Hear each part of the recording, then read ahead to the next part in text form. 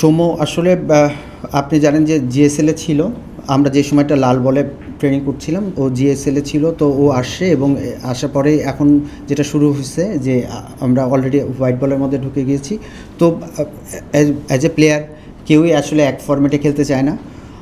সেও লাল বলে খেলতে চায় এবং সে স্কিল যে লাল বলে সে ক্যাপাবল, সে টেস্টও খেলেছে। তো এটা সবাই চায় যে খেলতে চায় এবং সে যখন লাল বলে খেলবে, লাল বল এবং সাদা বলের মধ্যে জানেন যে খেলার অনেক ডিফারেন্স আছে, ব্যাটিং অ্যাপ্রোচের মধ্যে ডিফারেন্স থাকে, মাইন্ডসেট আলাদা থাকে, প্ল্যানিং আলাদা থাকে, শটের এক্সিকিউশন আলাদা থাকে।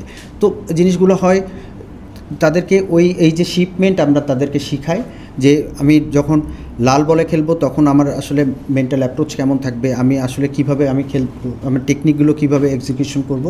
তখন এখান থেকে বেরোয় যখন ওয়ানডে খেলবে তখন একরকম থাকে, যে ওয়ানডেতে অনেক বেশি সিঙ্গেলস খেলতে হয়, আবার টি-20তে যখন খেলা হয় তখন দেখা যায় যে যেগুলো সিঙ্গেলস রান নিচ্ছি এইগুলোরে আমরা চান্স নেই যে আমরা এটারে বাউন্ডারি বা ওভার বাউন্ডারি করতে পারি।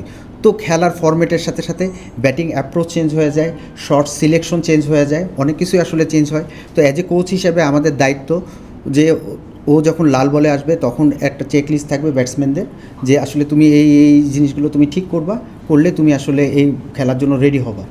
এবং এই ফরম্যাট থেকে যখন সে ওয়ানডে খেলতে যাবে তখনও ওই চেকলিস্ট থাকবে, ওই চেকলিস্ট অনুযায়ী। তো এইভাবে টি-20 যখন খেলবে তো আমরা চাই প্রত্যেকটা প্লেয়ারই 3 ফরম্যাটে খেলুক।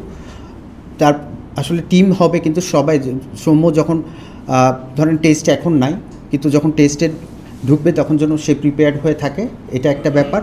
এবং যখন ভালো প্লেয়াররা আসলে সব ফরম্যাটের মধ্যে খেলবে তখন খেলার স্ট্যান্ডার্ড, ডোমেস্টিক স্ট্যান্ডার্ডটাও বাড়বে।